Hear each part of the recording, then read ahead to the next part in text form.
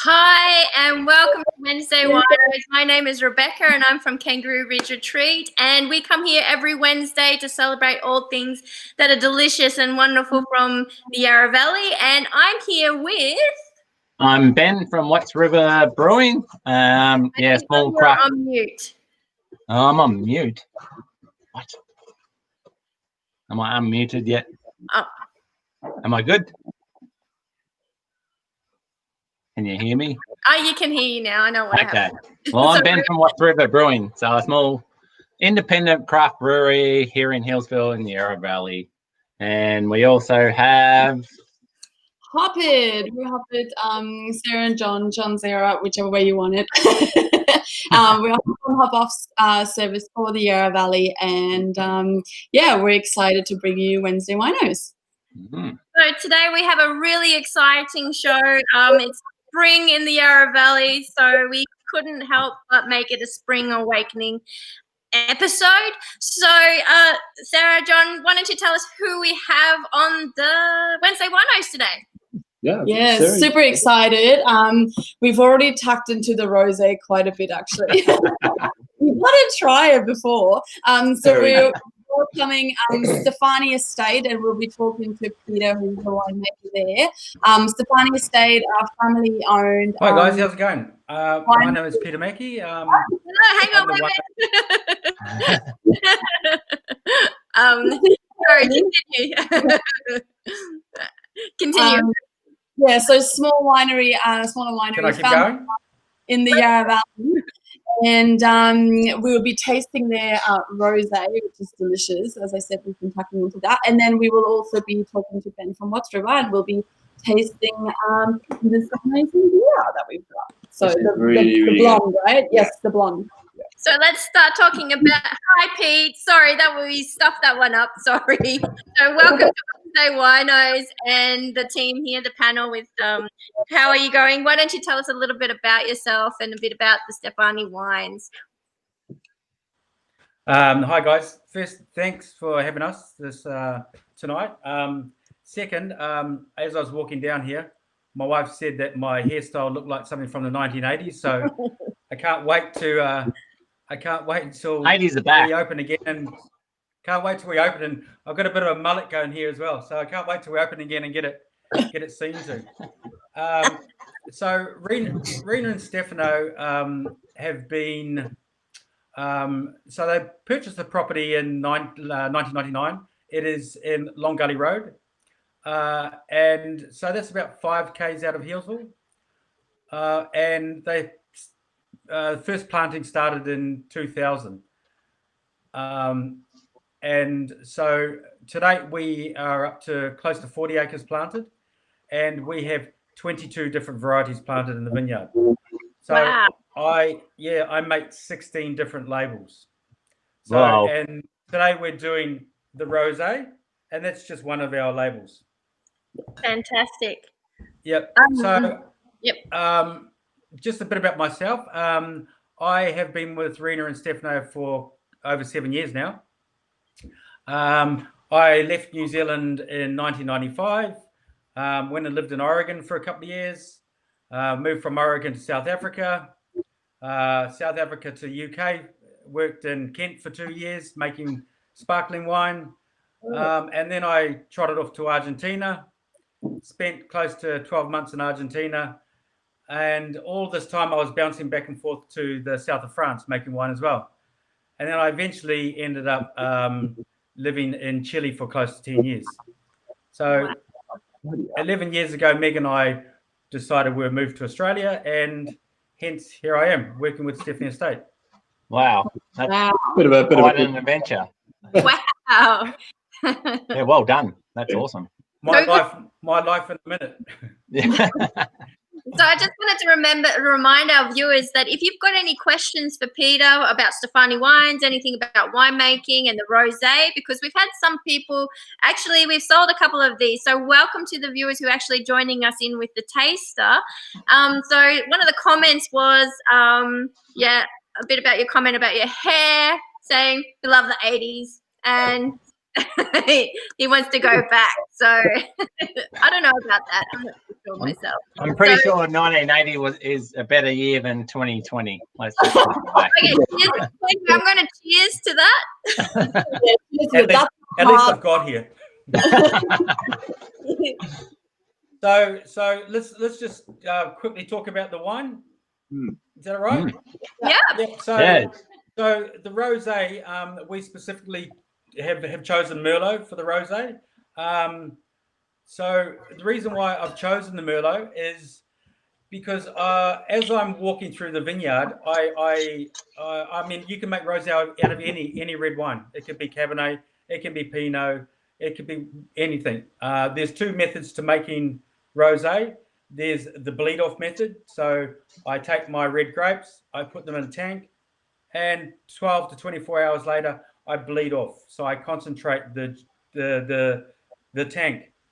The pitfalls of that is you've got quite a higher alcohol wine. So I choose the second method. The second method is the direct method, where I specifically target grapes, i.e. I've targeted the Merlot, and I go in and pick it a little bit early, and I specifically try to make a rosé. So pick the grapes, put them in a press, squeeze the juice, and aim for this color. This is the color I'm trying to get. It's sort of like a salmon color, or olive, onion skin color. I don't want to go too pink. Yeah. So specifically target this color. We're trying to chase the style from Provence in the south of France. Yeah, Provençal sort of rosés, and I try to get a nice dry rosé, so I don't want any residual sugar. A lot of rosé can be stopped sweet. Too sweet. Too sweet. I'm trying to go savoury, so I'm trying to get savoury notes out of it. So what I'm aiming for is I'm looking for strawberries in the vineyard, pick on flavour in the vineyard, press it straight away, and then I'm trying to ferment it like a white wine. I'm trying to treat it like a white wine, okay? And then after that, we try to get into bottle really early. Lovely. Sorry, go Ben. Yeah. So what's the difference between getting in bottle early or letting it sit around for a while? So what difference does that make? So with white wine, we try to bottle within right now September. So we're trying to put everything in the bottle before September. It starts to get warm. So you want all your wine and bottle, and then in the cool room. Yeah. So it's kind of locking in what you've got, is it? All the flavors, exactly. Put it all in early and just get it in a bottle, and then it can't go away on you. So style wise, we're trying to chase that Provençal style, and I find that in Merlot, I can easily get it, and it works well. And then later on, I'll go back and pick the Merlot grapes 2 weeks later, and I'll make a dry red out of that. So I go and target the fruit, do my rosé, and then the rest of the fruit, it'll become a Merlot later. Yeah, that's awesome. Now, is Merlot, the Merlot grape, is that quite common to grow in the Yarra Valley or not so much? What do you guys think? I didn't think it was. No. What? No. Oh, about the wine. Yeah. That's right. Used to that. So, from my preference, I don't normally head towards rosés because I find them too sweet generally. Which this one is definitely really. I actually really like it. Like it's got that hints of strawberry. It's not too sweet, which really puts me off other rosés. So, I can see myself on a nice spring day, early summer, like really sitting out in the sun, enjoying it, just enjoying that sort of fruitiness, dryness. So I think you've done a really good job. Thank you. So food-wise, matching any sort of charcuterie. It's a summer drink. It's something that you want to have at lunchtime. You can start at 10 o'clock in the morning. You know, it's something you need to. It's a lunchtime. It's a summer drink. So any charcuterie, terrine. Rena was telling me the other day on the weekend they had it with pizza. So you know, it's a no-brainer. It's just something you just want to enjoy with the mates. You had a question, Sarah, about the Merlot grape. Yes, so I was just asking about the Merlot grape. Like, is that quite a common grape to be grown? So I can't hear Sarah. Oh, well, there we that's go. why he's examining me. So Sarah was just asking, is the Merlot grape common in the Yarra Valley, or is it kind of a rare grape, or how? No. So the most common is Pinot, then Cabernet, Merlot. There is Merlot, and it's not abundant, but you know, there is Merlot in the Yarra Valley. There's a lot more Merlot in other regions, isn't there, than compared to the Yarra? Yeah, correct. Yeah. So you can definitely see the salmon color. You can't really see it in my light at the moment. The color of the wine is really salmony. But when I'm tasting it, and also the smell that I have is a lot of, while it's dry, this is not sickly sweet, but you still get like a flavor of like toffee apple. Like if you, and I don't know if I'm making this up, but I have like, when you get wet grass, not cut grass, but wet grass. Yeah. It's sort of like that smell or that flavor in there as well. Really just a hint. That's what I'm getting from the taste anyway. So, don't know. Yeah. So the thing with rosé, I would say drink rosé within 12 to 24 months. Don't put it down. Don't put it away for a rainy day. Drink it. Okay? Drink it away. Yeah. Drink it early and drink it cold. You know, rosé should be drunk really cold. Do you do you think that you can put ice in it like you see in France and Switzerland with the rosé? What do you think of that? What do you think? Am I hearing you? No, I was in a part of the travel. You put ice with whiskey. I know. Even that's debatable as well. I kind of like my whiskey without ice, but anyway. Yeah, exactly. No, I know what you're talking about. Even in Spain, you know, sangrias, they load stuff up. No, I think it's best drunk cold and accompanied with food. So I'm kind of enjoying like drinking this. I've been sitting on this glass for a while, and as it warms up, the flavor profile sort of opens up a bit, and I'm sure it will reach a point where it gets beyond its peak, but it sort of opens up the fruitiness a little bit as it warms up. I find, but I'm not sure. Yeah. Look, this is we're trying 2019 rosé here, so you know you've got to appreciate that it's 12 months old. So what do you think? So Sarah, I'll translate for John and Sarah if you want to say something because I can hear you. Do you have any questions? Other people can hear us, or not. I mean, you know. Yeah, everyone can hear you. I just think Pete, the connection to Pete. I can't. Sorry, Sarah. Oh, good. I think he's lying. Yeah. I think he's lying. No, it's actually funny because when we opened the bottle earlier, John was like, I really love this because usually rosé is so sweet and a little bit sickly. That's why, you know, he was like, "This just not usually, but from memory. Yeah. From when I was a bit younger, you know, the cheapest glass of wine on the menu is normally Wetherspoons in the UK, with a glass of rosé. We'll get that, let's do some rosé. And it was all sweet, too sweet. But this is just another level. Yeah, it's really nice. So any rosé I drink now, it has to be dry. I don't like that sweetness to it. I think with the ice, that's why people used to put ice in, or do ice in rosé, is because it's too sweet. And so they put ice in it to water it down. Or it's hot, summer, wine, you know, I don't know. No. So basically, in a nutshell, they were saying it was delicious because it's dry. Yeah. and I guess the connotations with a lot of rosés is that it's sweet.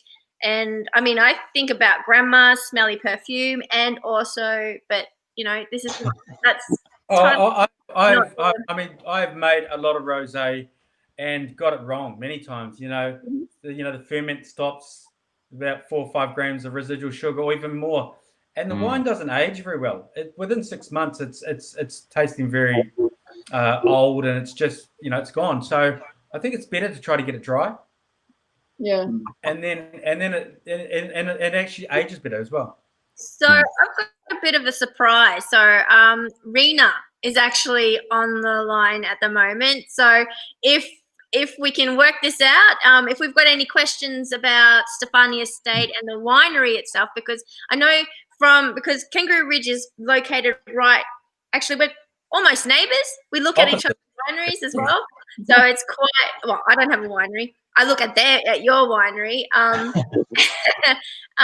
But yeah, I will just pop out. I have all 4 you 3 on, and then Rena pop on and see if you've got any questions about Stefani, because there's big things happening in Stefani.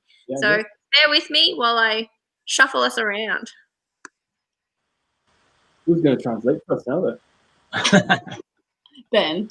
So there was a question actually that said, why so many different labels? Do we want to get to that one as well? Hey, Rena, can you hear us? Hello? Oh, we can't hear you. Sorry, guys. Yarra Valley internet. Can't hear you, Rena. Nope. Uh-oh. All right, so we've got some some comments in the live stream. So true story, folks. Our family in Bordeaux adds ice not only for temperature but for diluting the alcohol, because you actually start drinking at 10 a.m. Yes. So I can't hear Rena. Can you guys hear her? No. Nah. Okay. Becky, are you there? Sorry, Rena. I'm just gonna have to keep talking. So yeah. Okay. That was a shame. So yeah, back to Stefani Estate. So, but we're very small. We do close in a good year. We will do 100,000 bottles a year, and it's basically myself. There's another winemaker, Amanda Flynn, and then Stefano and Rena. They help out a lot in the vineyard as well, and in the winery. So we're a very small crew, and everybody does everything. We grow the grapes, we pick the grapes, we make the wine. I have a bottling line, so I bottle the wine, I label the wine, and I put it on that truck that goes out to Melbourne, or to wherever, export as well. So yeah, we're a very small crew, but we are very hands-on. There's a lot of you're a bit like us, but there's a lot of small, great wineries in the Yarra Valley, which are the same, which makes, there's some big ones here too, but there's a lot of great small Yarra Valley wineries, and I think you're one of them, obviously, and I think that's what makes the Yarra Valley quite a good place to visit, is we've got places like you that do it all from the paddock to the glass, and I think it's fantastic that you do it that way. It's exciting as well, because every year is different. Where 2020 we're about to go into a La Nina cycle, so it's predicted to be a wet spring, and next year's meant to be wet as well. So hold on to your fingers, because this is gonna get crazy. Do you ever feel comfortable going into a like harvest or whatever, or do you always just get a bit nervous? I get very nervous. Get very nervous. I've done many harvests. I've done over 50 harvests. But I always, it's sort of like you're going into battle, because it's 10 weeks, 7 days a week, 12 hours a day. Yeah. So I've got 2 questions. First one's a bit about the rosé itself, because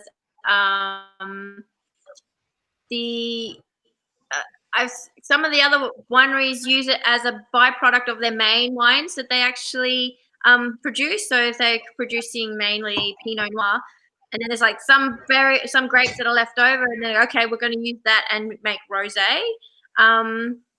That's you purposely make. That's the philosophy, I guess, that you're making with rosé. You're purposely making it, or Yeah, I actually tried to make a rosé. So like I was saying earlier on, there's like when you're talking about a byproduct or a bleed off. Yeah. So they'll pick the grapes and then they'll bleed off. So what they'll do is they'll keep the grapes in the tank. They extract the color from the skins, and then they get their color, and then they'll take the juice off, and they'll concentrate the rest of the tank and make the wine. Okay. I don't do that. I specifically try to target and make a rosé. So And I think you see the differences. The flavor profile. This is more like almost like a white wine. It's sort of like I treat it like a white wine, whereas a lot of the other wines, they who are trying to do that bleed off or whatever, they've gone to that red wine spectrum. Do you understand? Yeah. I was. What makes you decide on the grapes? Which one? So, it's walking through the vineyard, tasting, and it's a timing thing as well. You've got to get the acidity right, and that time of the year, Merlot's really. So when I'm picking my whites, I finish picking the whites, and then you go into the reds. Yeah, the Merlot's sort of like right there, right in that sweet spot. So I can go in and pick some Merlot up, and treat that like a white wine as well. So I look for that as well. A lot of people make Pinot out of Rosé, Rosé out of Pinot. Sorry, I go Merlot. So I've got a comment from George, who is one of our who drives. Driven indulgence. What's that? Driven indulgence. Yeah, so he drives tours like Hoppet around Yarra Valley, and he's just made a comment. He's saying the only other Merlot rosé that I know made in the Yarra Valley occasionally comes from Yelena Park. Do you know of any others that are Merlot based? No, I don't. Sorry, most everybody else does Pinot. So I specifically like Merlot because I get those nice strawberry primary flavors. Yeah, and that's what I want. And kind of, I like it. I'm digging it. So yeah, done well. I know Peter can't hear us, so someone needs to translate. So once things obviously open up again. So what else? Wait, Peter, we've got a question from Hoppet. You have to translate. Somewhere where people can go and visit, or is it because he's saying it's quite a small one, so it's just a question if people can actually go and visit? Yeah. Is there a cellar door? Is there a cellar door, Peter? So that was the next question I was going to say as well about the cellar door. So tell us about the cellar door at Stefani Estate. What's going on there?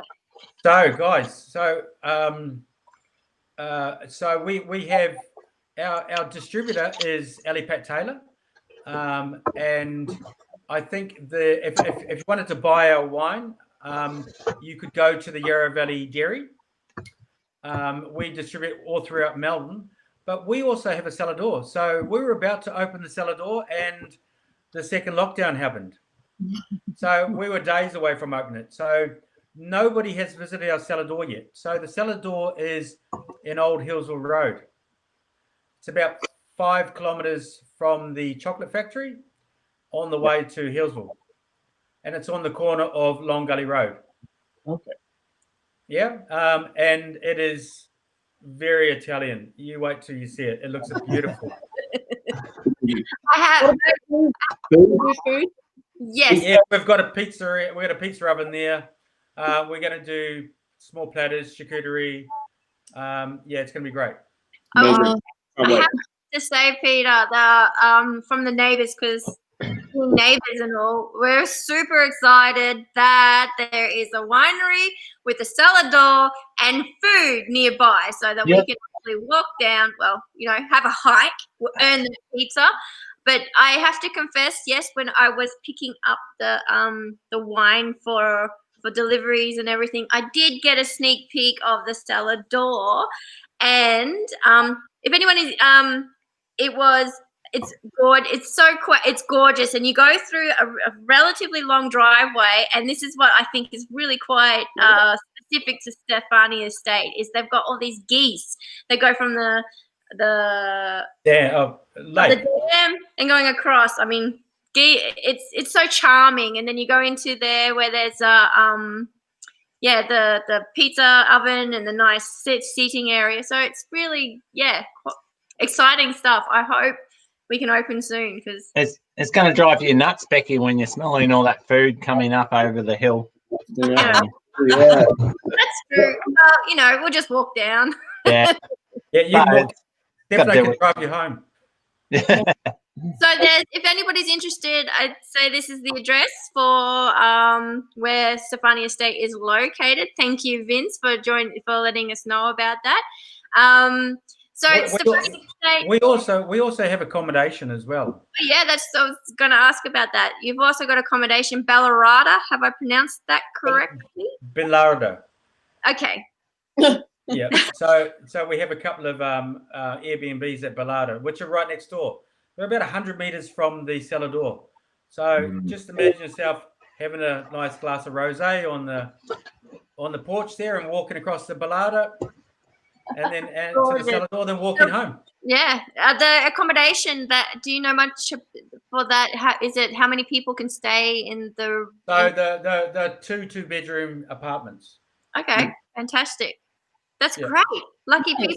So if you can't get a place at Kangaroo Ridge Retreat, well, there's another one down the road at Stefani Estate. Right. You're even closer to the wine. Competition's on.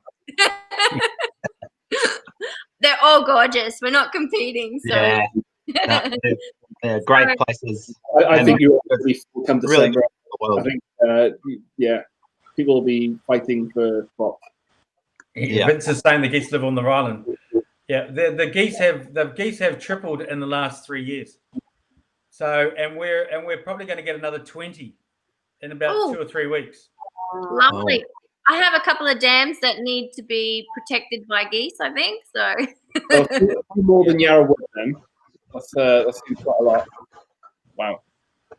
You can't hear me. I'm talking to myself. So we've got 2 drinks on at the moment. So because it's the spring and we're going to a really good, also if you, not necessarily a wine drinker, it's a really delicious one. But if you're a beer drinker and wanting something for spring, I guess we've suggest maybe the blonde. Have you tried the blonde ale, Peter? I can. So Ben. I tried this blonde. I tried it this afternoon, Ben, after a long day at work, and I necked it. Yeah.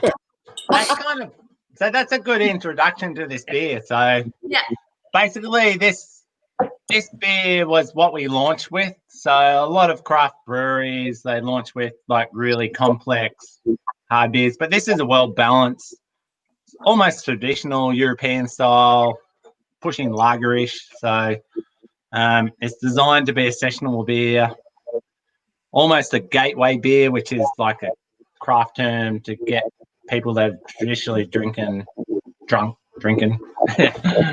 been drinking, like mainstream Australian beers, and get them to taste more flavorful beers without being overwhelmed. So this one just has it's a really simple recipe. It uses, I'm getting feedback, which is putting me off, but it uses really simple malt bill. So we use some base malt, a bit of wheat malt, and then we balance that out with the sort of traditional European hops. A bit of New Zealand hops, but the New Zealand hops is actually bred off the traditional European hop variety. So pushes into like European lager realm, but takes a bit of a twist into going into the ales as well. So it's just designed to be, don't have to think too hard, just sit back, have a beer, get a good balance between the malt and the hops, and drink it like the rosé on a nice spring summer day, and just have a good afternoon. Thing is, it's nice and clean and fresh and crisp. It's got some nice citrus flavors to it. Yeah, so there's a bit of citrus in there for sure. So, yeah, from the hops point of view, it's got a little bit of, in beer terms, you call it hop spiciness, but that just it's like noble hop spiciness, which is traditional European hops. Citrus, there's a lot more citrusy hops, I suppose, these days in beer, which are more the New World hops, but there's definitely a little bit of citrus in there for sure. We've got a question from the feed saying which hops is actually Yeah, hops so we've actually switched the European hop. We used to use Tettnang, and then we switched over to SARS, how I say it, but in most Australians say that, but I think it's Sats or something, named after a Czech okay. town called Sazin or something like that. So, or I don't know, but SAAZ is the name of the hops. And then the New Zealand hop variety is Motueka. Probably pronounced that wrong again. No, you've got that spot on. Yeah.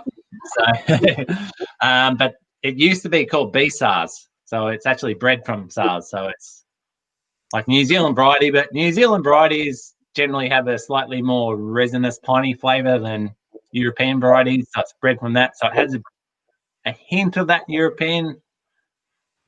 No, it's kind of has a hint of the New Zealand, but is still pushing really back to the traditional noble European hop flavors. Yeah. So could I ask why you are sourcing from New Zealand, and is there a hop shortage in the world at the moment? Oh, not that I know of, but maybe. I don't know. We've yeah, I haven't looked at the hop prices and whatnot. You can always get hops if you want them, if you're prepared to pay. And not necessarily, to be honest. So yeah, like it's a good question. I don't know the answer. So we can get these hops at the moment, which means whereas there's other varieties, say in our IPA, like Galaxies and the biggest Australian New World variety, and it just sells out, and it's really volatile in terms of whether you can get it or not. So you're locking contracts, and then you might have paid too much or too little or whatever. So it depends. So we kind of make our beers to balance out those, so we don't rely on one hop in our beers. So we always, particularly in a hop variety which is volatile, we'll always balance it out with other hops so we can up and down it and try to level off the flavors by using different amounts of the other hops we use in the beer. So if someone was or the avid home brewers wanted to brew a Watts River blonde ale. Yeah, it's pretty much. I know it's just base malt, so like a 4 EBC, which is a color range. Base malt, and roughly probably a little lower. Anyway, so most of the malts used in this beer traditionally come from my family farm. So what we do at Watts River is get most of the grain from the farm I grew up on. We send it off to a small independent malt house, and then they send it back to our specs, which is pretty unusual for a small malt house.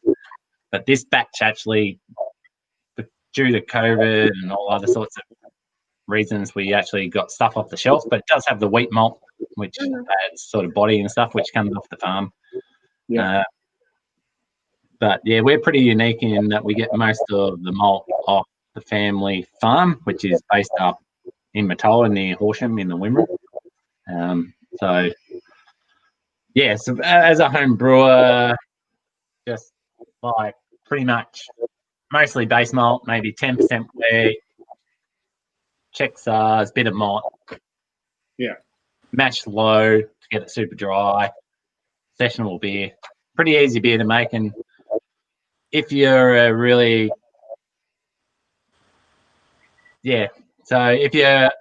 I'm going back to my homebrew days. You've got to be careful about making it clean. So that hard thing on a small scale.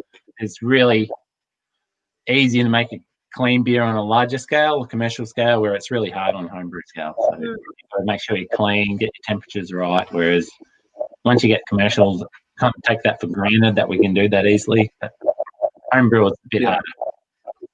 I think what I love about this, it got bottled like literally 2 months ago, which is so fresh. It's just amazing, mate. It's the first beer actually Sarah likes. Yeah, I'm not a beer fan most of the time. Everyone's a beer fan. They just haven't tasted the beer that they're a fan of. That's right. It's the same Chardonnay. A lot of people don't like Chardonnay, but that's only because they have. You know what we say in the wine industry? It takes a lot of beer to make good wine. Well, yeah, and vice versa. I'd argue. So yeah, particularly here in the Yarra Valley, like we're going to cellar-doors to get good wine, and then we have winemakers coming into our cellar door to get the beer. So it's like we love working together with wineries. Where lovely symbiosis. Yeah, like if I got into making beer because I love tasting new things and tasting new flavors. When I got into beer, you couldn't even buy half the ingredients fresh, like hops. You couldn't hardly get fresh hops and stuff. There was one shop in Melbourne where you could get it. So it's just like trying new things, exploring what you can do, and I think that's what all the winemakers in the Yarra Valley are doing, and all the breweries. And so we just love good produce. So that's what gets us into it. Like we're not. If I wasn't making beer, I'd be making wine, or I'd be making whiskey or something like that. Or you're making cheese lately, so I have been making cheese at home lately, and it's coming out quite well. Did you have a question, John? Did you have a question? Oh yes. One, if they're anything like if that cheese is anything like your bar snacks, I'm on it. I like your bar. Brewery bar snacks, get on it in December when you're allowed to go up there. But yeah, no, just adding on to your point, Ben. Yarra Valley. I mean, I think that's why we fell in love with the Yarra Valley, is because everyone works together. All the wineries, distilleries. You go to Peyton and Jones Winery, you'll find what beer in there. I think Four Pillars. Everyone just works together and finds a solid place together, and it's just amazing. It really is. Everyone promotes each other and helps each other out. I think the Yarra Valley works well. That's why we moved here. We just love like what it offered, and it's an amazing part of the world. Yeah. At the moment, it's not the best, but we'll crawl out of it pretty soon. In terms of the context of COVID-19. Yes, basically the produce is probably going to be better than ever because we've had the time to really focus on it. We have questions online, and I'm sorry, I'll bring it back up again. Stephanie Brown, I'm pretty sure she's always along here. So hello, Stephanie. Where can we buy the beer? Yeah, so there's independent bottle shops mostly. That's a stockist. There's a few BWSs in the outer east, and I think 2 Dan Murphy stores. But yeah, if they want to get it from Watts River, where do we get it from you? Well, you buy direct from our website, and we will deliver. We deliver every Thursday to Greater Melbourne and Greater Geelong, which is poor Michael he's been on the last couple of weeks. He's been on the road 3 days a week. I'm sure Hopper's going, that's nothing. So he's doing a run down tomorrow to Ocean Grove and then back up. He went down to Mornington today. So we're delivering wide and free. So at the moment, and it's really working well. So I'd imagine, like before COVID, it's something that's come out of COVID is like we were concentrating on going to bottle shops and trying to talk them in to get us in and stuff. And then COVID has taught us we can just go direct to customers and deliver to them once a week. And And all those bottle shops which didn't take us on, even though we've got a great product, they're kind of missing out. So, but but the bottle shops. So I've got to mention one bottle shop, Blackburn Cellars in Blackburn South. Like they got us on like 6 months ago, and they just a bit of a shout out to them because they've really been good to us. And just really pushed us, got us on board. One beer didn't work in their bottle shop, so we took it back and replaced it. So we're happy to work with bottle shops like that. So, but support your local bottle shop and buy direct. Only if they've got Watford Brewery. Yeah. Yeah. So that includes Celebrations bottle shops, like they're independent franchise, so they're independently owned. So definitely support Celebrations because some of them are our best bottle shops. So support the ones that are owned, that the owner is there and runs it. So Pete, what do you think, Pete, of the beer? What's your rundown or your summary of the beer? Oh, look, I love it. I think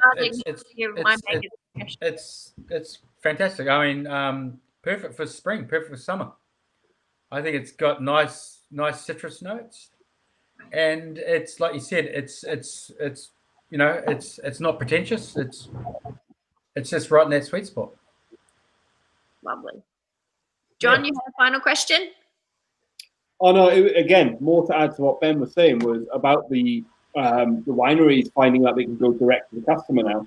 We are now running a delivery service for the wineries in the Yarra Valley. Well, more than that now, and we found that a lot of them exactly the same. They've found the fact that they can go direct to the customer. Yeah, it's blown up, absolutely blown up. People really want to buy directly from the breweries, the distilleries, the chocolateries. Yeah, it's amazing. But again, support the local. Support the independent bottle shops too. Yeah. Independent bottle shops have been great for us. Like we're a little bit into the big guys now, but just pushing in there. But the independents of what have got us out there. So really support your local independent bottle shop. If they don't have what you want, just ask them to get it in, and they do it. Like they really look out for you. Like Break, our local wine bottle shop and beer bottle shop here, like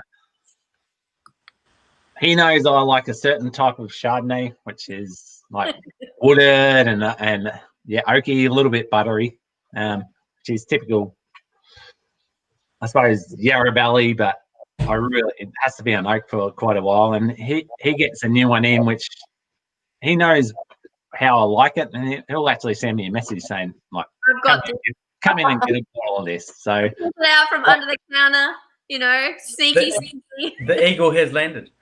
Yeah, so that's get to know your local independent bottle shop owner, and they will let you know when they get something in that you'll really like the friendship, and then they work with the wineries and the breweries, and it's like it's better than going to one of the big guys and then it's just all.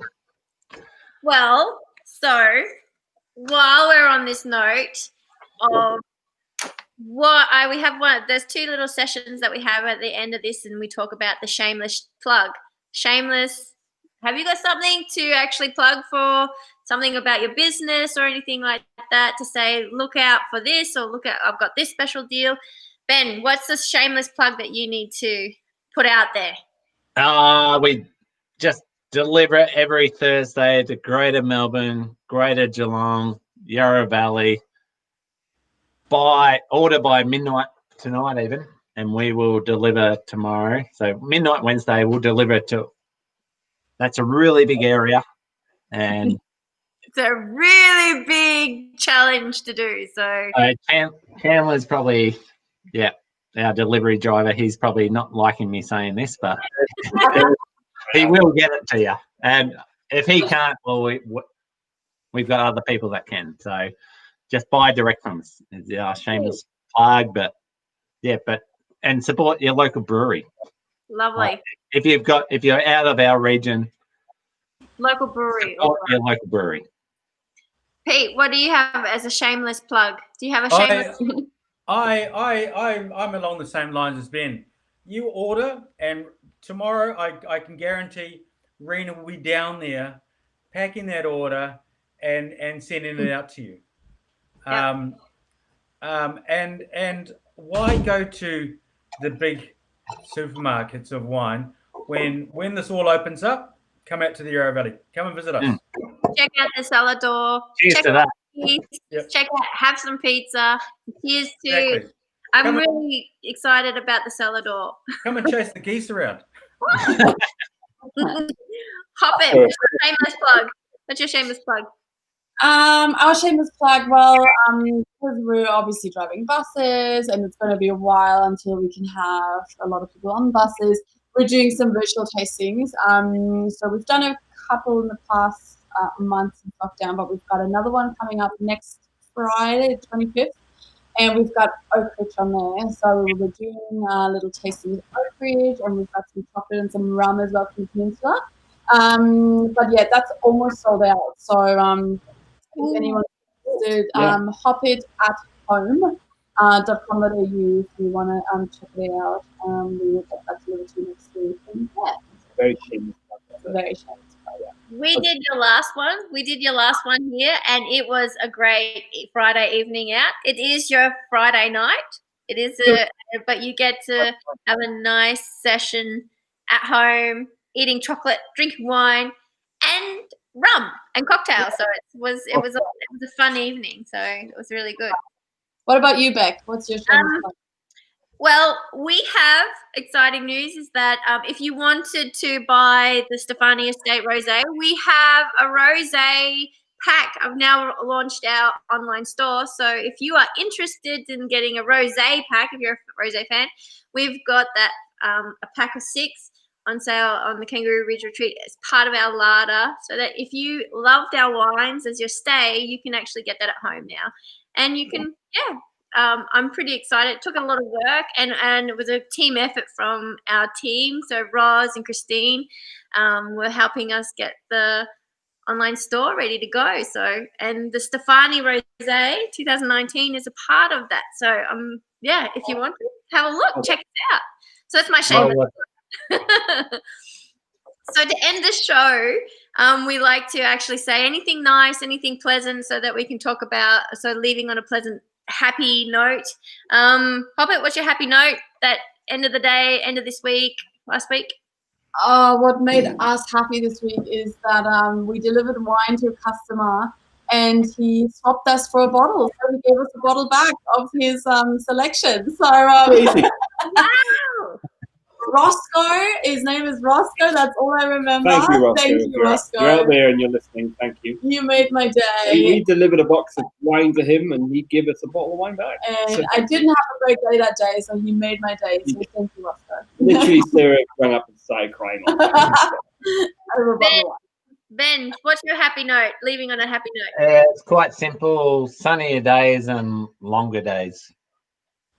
That's For sure.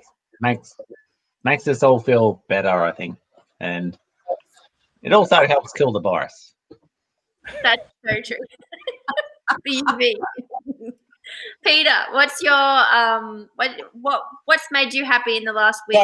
So while I've been walking around the vineyard over the last week, we've been seeing these beautiful little lambs being born, and a little black lamb popped out a couple of days ago, and everybody traveling down Long Gully Road is stopping in to see this little beauty.